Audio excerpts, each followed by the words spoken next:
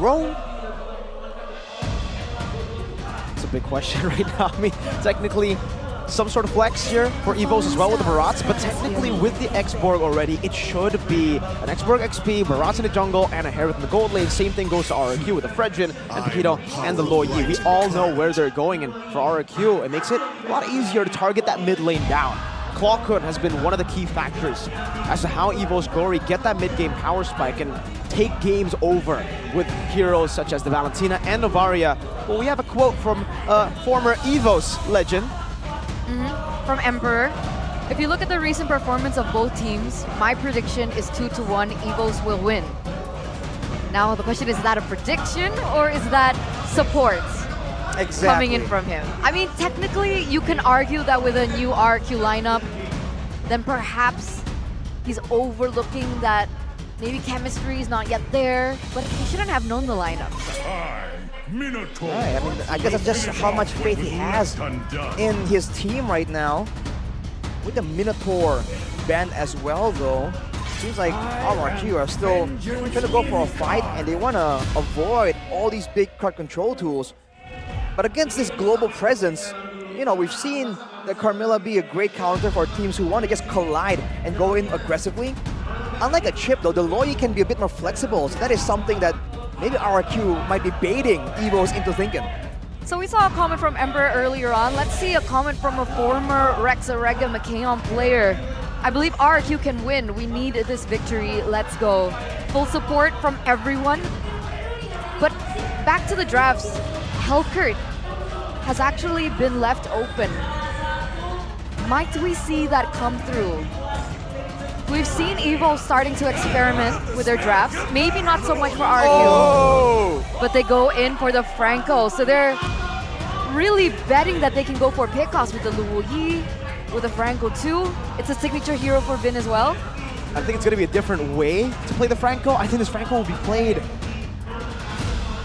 by like utilizing the flag potential of the Lo Yi. Because usually we expect Francos to land hooks. Sure, he can do that in the early game, but towards the later stage, Hereth is probably going to have Purify. Barats has a built-in anti-CC, and X-Borg, I don't know if you want to really hook the X-Borg.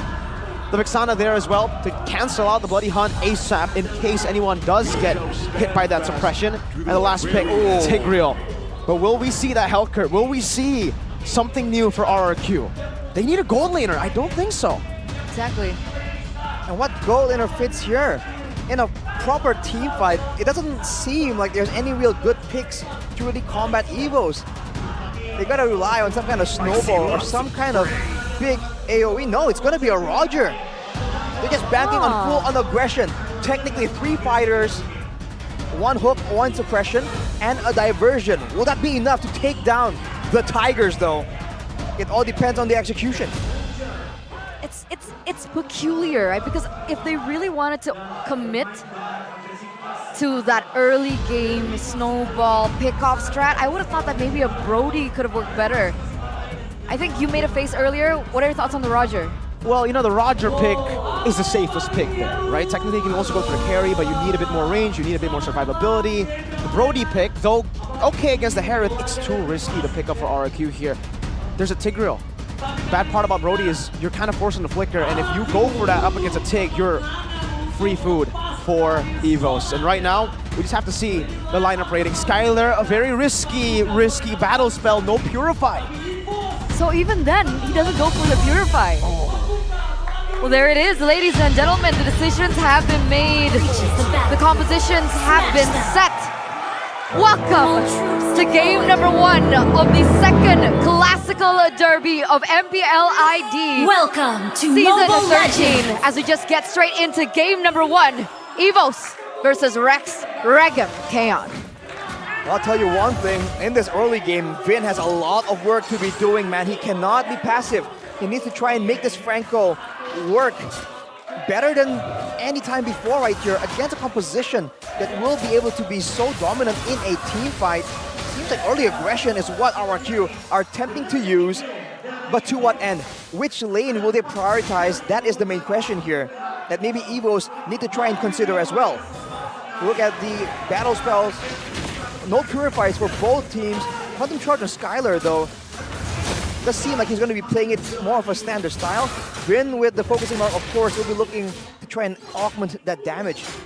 The rest of the emblems here by GameSmack showing Brands with a tenacity, knowing that he's going to be one of the main targets. Inspire for an extra bit of cooldown reduction, for more mobility, more shields, more outplay potential. Same thing can be said for Klokun, whose job here, I think, is going to be all defensive crowd control and letting Dreams do his thing as the main engager for the side of Evos. A lot of eyes placed on the Roger pick, on the Franco pick as well.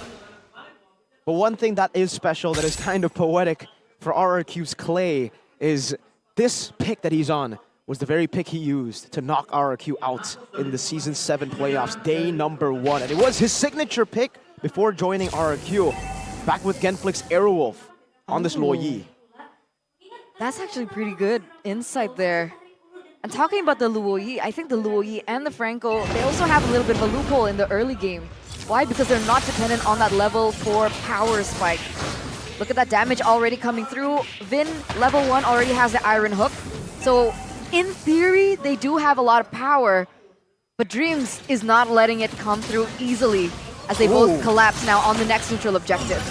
The burst that you have with the Paquito and the Luo Yi, already seen through the Faraga armor, taken out completely. RQ looking for an angle to join in. Dreams instantly with a flicker and the implosion into the Eternal Guard. They shove him in! Not a miss of it all. It's first blood over to Evos. It's everything to Evos, and Don will have to just punch the Eternal Guard. Dreams with a double, Klokun with a double. A disaster for RRQ. That's essentially a wiped out 4v4, 4 members taken out. This early on, the fact that they were able to level all their resources, that CC was so overwhelming that RRQ, without any purifies, unable to respect that CC, unable to get out of that engage either.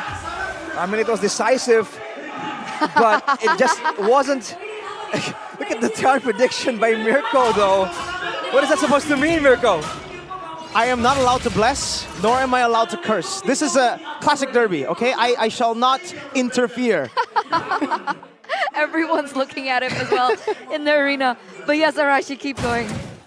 I feel like right now RRQ, they gotta win in the setup as well. They've already shown that they have better burst. They do have tools here to really gain success, but especially with that Franco pick, they gotta start off a fight off a hook, man. They can't walk in like that and allow Dreams to be the proactive one. They picked up 2 kills in that fight, and Klokun picked up the rest. Against a Vexana and Tigreal, you gotta be a bit further away, but look at this secret play. Body hunt cancelled by the shove from Dreams. No implosion yet. An RQ, an Iron Hook over Dreams! Finds an implosion to find them all! And now Brands goes wild in the back, finds a trade. It's roam for roam, but look at the rest of Evos who are coming back onto him. Skylar with a flicker, now in Lycan Pounce will still be caught in the Eternal Guard and stopped down by Annabelle. Goosebumps. That instant turnaround, that counter engage coming in from Evos was brilliant. Amazing implosion by Dreams, being able to buy some time as well, and the follow-up from the rest of the members. The synchronization that Evos are currently displaying, that is what was so concerning about RRQ with this new lineup. RRQ, they're trying to be creative and catch Evos off guard, but Evos just seem prepared for everything. They told us welcome. Annabelle with a chop down onto Vin, throwing him in, and my goodness! Say goodbye to Vin. Brands with his own Nizamon force in the back. Don. Ferrisic trying to follow up. Don just needs one more shot and finds it onto Klokun. Clay gonna be melted down by the likes of Brands and Fluffy. In a turtle. It's gonna be Dreams who locks him down, but Ferrisic somehow is able to steal it away. Now Dreams with a knock-up, and Fluffy blows him up with the last insanity. They got the neutral objective RRQ, but at what cost? They're just throwing bodies at Evos again and again. It's a better performance with Dawn going for the flank, denying Klokun, taking him out. But they gotta plan further as Dreams makes another play. Knocks him up, no implosion thus far. Skylar with a Lycan Pounce, but Brands is just going ham. A Bloody Hunter cancel out the dashes, but it's not gonna help Skylar to escape. It will still just be a 1-for-0 as Annabelle looks to go up top. An Iron Hook or Dreams, but now with Annabelle stopping him down. Deaton is welcome, a chop down, and now it will be Vin again, taken out for the 4th time in this game. Dreams will not even be traded back, and RRQ are on the back foot. Dreams is popping off here in game number 1, a 2-0-6 so far.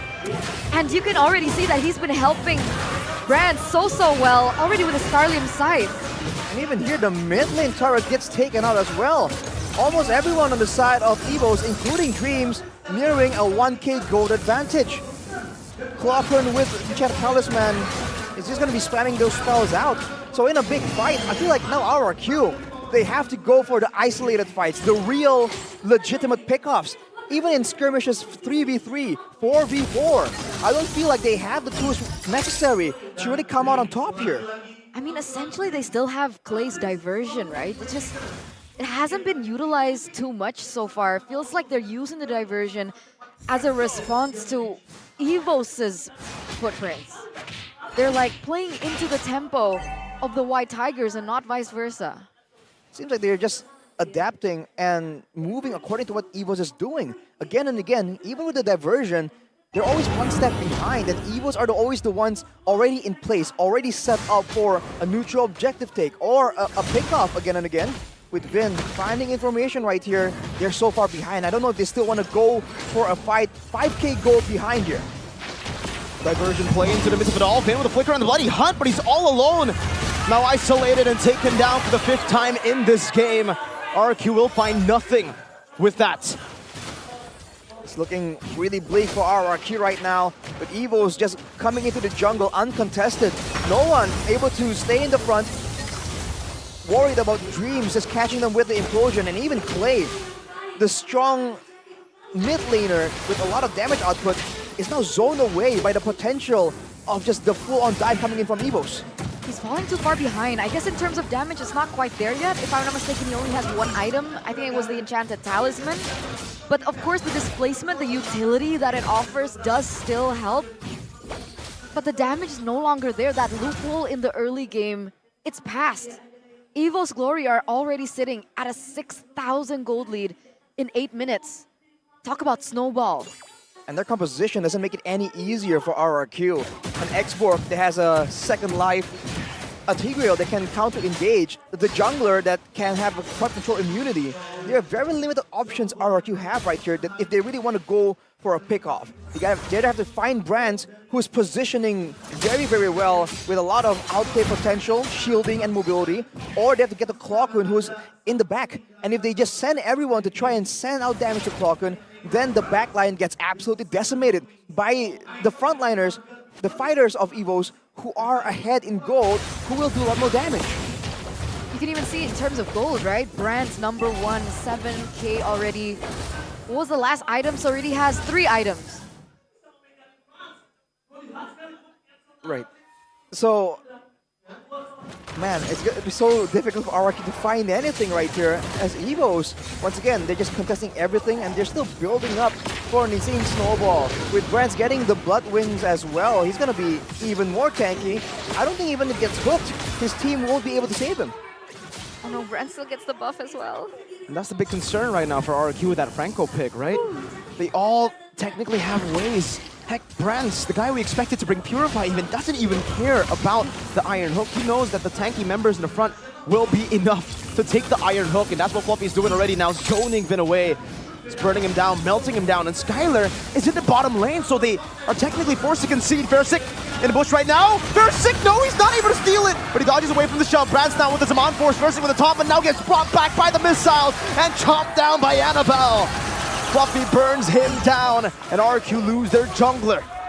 Skylar trying to do what he can in the bottom side of the map. He should be able to get that turret. No way. He doesn't? Wait, it's so low. It should be taken out by the cannon minion. It's standing for quite a while there. Wow. They don't even get that trade. That turret survived for way too long. Take a look at the items here. Fluffy already with the War Axe and the Brute Force Breastplate. He's going to be a lot more mobile and he's going to be doing a lot more damage. And Annabelle is just going to be way too tanky. They cannot pick him off, but maybe. All the way in the back. Dreams again finding an implosion onto 2 members. It's going to be Finn. He gets taken down with a killing spree. Picked up for Evos. This might just be the end 10 minutes in. RQ still trying to defend. Dreams and Annabelle getting very low. Fluffy losing the frog armor. Skylar jumps in with Lycan Pounce, but Fluffy has the immortality. Skylar forced to run away. in the bottom lane. No, Minotaur with a knockout. Onto Brands, finding one. RRQ chasing Evos Glory out of their base. But it is still a win for Evos. They've cracked the base open. A 9,000 gold lead from the White Tigers. A nice shutdown onto Brands, but like you mentioned, the base has been cracked.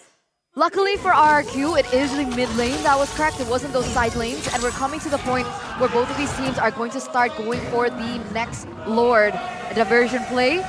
Where are they going? Are they going? Oh! Right into Fluffy, but External Guard finds 3. Dreams looking for an angle to go for an implosion, not able to find it, as that's going to be the rotation to cut him off. RRQ backing away after that risky gamble of a play with the diversion. Hail Mary play, it didn't work out. They're showing that they are still looking for opportunities though. They have not given up. Fortunately, like you mentioned, Eterna, the mid turret was the one taken out. So RRQ, they can still look for something here. They won't be really forced to deal with empowered waves. But the same problem still persists. Right there, I think Evos has overlooked the damage that Clay can provide with the spammable nature of the spells of the Royi. But now it's still at a 9k gold lead, more or less. RRQ are still the ones just desperately trying to find something. And Evos aren't really giving them a lot to work with. Oh no! Skylar checks the bush. Implosion used up, but he is able to flicker out. Now Vin looking for Brands, who's forced to flicker as well. 2 flickers burnt both gold laners. Ooh, great respect for Brands there to immediately use the flicker. I guess he still is very wary of the potential of RRQ to just pull off something crazy. The bottom side is pushing, but Fluffy will be able to deal with that. And here's the problem now. Without all these turrets, RRQ are losing a lot of safe zones they can usually use to coordinate, to set up for big plays, especially with the next big neutral objective coming up. The Lord up right here. Evos are already grouping together, making sure that they have each other's backs if RRQ does go for an insane pick-off attempt. I wonder if RRQ are now starting to regret not utilizing the Purify. But either or, honestly, they can try to bait it out with... They can try to bait out Dreams with the Iron Hook. Ooh. A lot of damage. Yeah, quite a bit onto Fluffy. That's Loyi burst potential. So I guess the X-Borg, some damage can be traded back. That's because no one else is around. If RRQ keep repeating that process, Fluffy can try and bait that out and then allow his team to just come in and cut off RRQ right from the center. It seems that they're still trying to make sure that the Lord does not get resetted. Oh no. But this is not a situation that benefits Fersik as Brands picks up his 4th item. The Holy Crystal, massive power spike. Massive power stack, and Fersik is 2 levels below. But it looks like RRQ still want to commit. Oh, this is a risky play, but they have to do it now. Fersik jumps in, but he will not be able to find the Dreams again. Finds the implosion onto Fersik. Cut down by Brands. Clay forced to flick around. Vin with a bloody hunt now onto Brands. They're able to go for the knockout now, and that's going to be 1 member traded in for 2, but the Lord still goes in favor to Evos. Diversion onto the base to get them to safety. Oh Lord, enhanced this time in the mid lane. Coming to crash down on RRQ's base. They don't have Brands. They don't have Siege at this point. RRQ, they should still be able to defend. Done. Going for the minion clear. As that's the last insanity to the back of the Eternal Guard from Klokkun will be the last weapon for Evos to take RRQ down in game number 1. Not even the Prince can deny this from Evos. 1-0 start to the Classic Derby. A very convincing win at that. The White Tigers dominated the Kings of Kings in game number 1. And my personal highlight was Dreams. He popped off on the Tigreal. We don't see Tigreal that often anymore in this meta, the way that these patches have been rolling in. But in this particular composition and against the composition of RRQ, it worked out really well. They were banking on the fact that they could go for the pickoffs, and every time they landed an Iron Hook, it was counter-engaged by Dreams, realizing that RRQ's